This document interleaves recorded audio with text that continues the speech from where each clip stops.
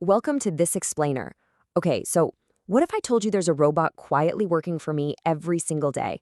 Literally watching my competitors' YouTube channels, tracking exactly what's trending on Google, and then just handing me a ready-made list of content ideas completely without me lifting a finger.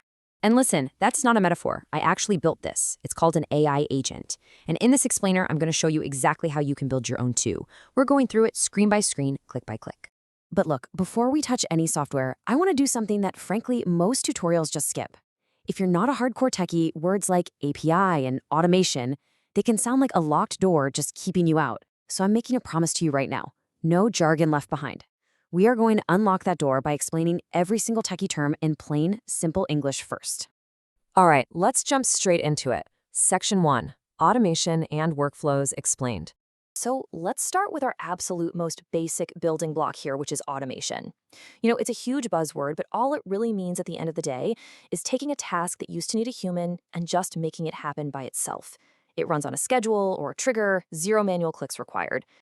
And once you actually have a task you want to automate, you structure it using something called a workflow.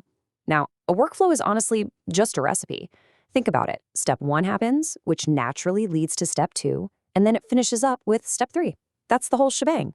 But quick warning here, because the tech world absolutely loves to confuse us with different names for the exact same thing.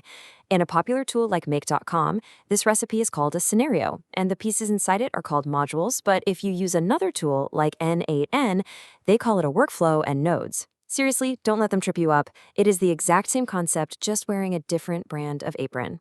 So, what actually are the pieces inside that recipe? Well, those are your modules or nodes. Best way to think of a module is like a single worker whose only purpose is doing one hyper-specific job. One worker goes and fetches data, the next worker checks the status, and a third worker strictly saves a file. They all do their one thing. But how do those little workers know when it's actually time to clock in? That is your trigger. It's the spark that sets the whole recipe in motion. And a trigger can be time-based, like say, hey, run every Monday at 9 a.m. Or it can be event-based, where it springs into action the literal second a new email arrives in your inbox. Okay, moving right along. Section 2, How Apps Talk. Let's understand APIs.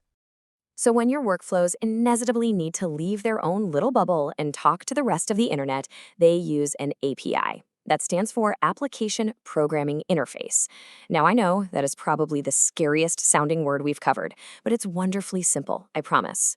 An API is just a shared language. That's all. It allows two completely different computer systems to actually talk to each other. My absolute favorite way to think of an API is like ordering food through a waiter instead of, just marching straight into the restaurant's kitchen yourself. When my workflow needs data from YouTube, I don't go hacking into their servers. Instead, I politely ask YouTube's kitchen, through their designated waiter, saying, "Excuse me, can I please have the latest videos from this channel?" And just so you know the jargon, the technical name for that actual ask is an HTTP request. You basically hand your specific request to the waiter, send it whizzing across the internet, and then you just stand by waiting for it to bring the data right back to your workflow. All right, here is where it gets really fun. Section 3, Building the AI agent by giving it a brain. So, this is where we cross over into true AI territory with the AI model, or what's often called an LLM, a large language model.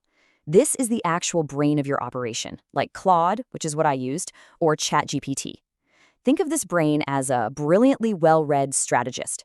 You feed it all that raw information your workflow just gathered, and it sits there, thinks, reasons through it, and writes out a remarkably intelligent response.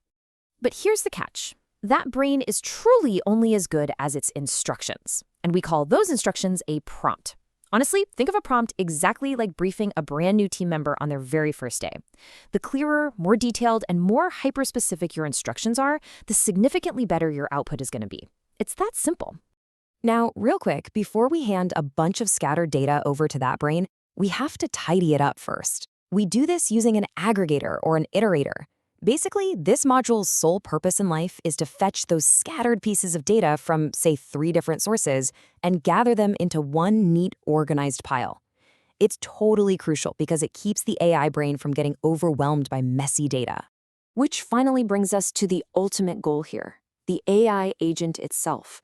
Look, an agent isn't magic, right? It's really just an equation. When you chain together that basic automation, your API data fetching, and an AI brain to reason through all of it, you get a system that runs entirely on its own. It does the manual research for you and produces a finished, highly useful output.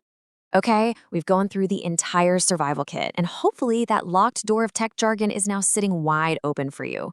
You have the exact vocabulary you need, and you understand how all these different little pieces snap together to create this tireless digital worker. So I just have one final question to leave you with today.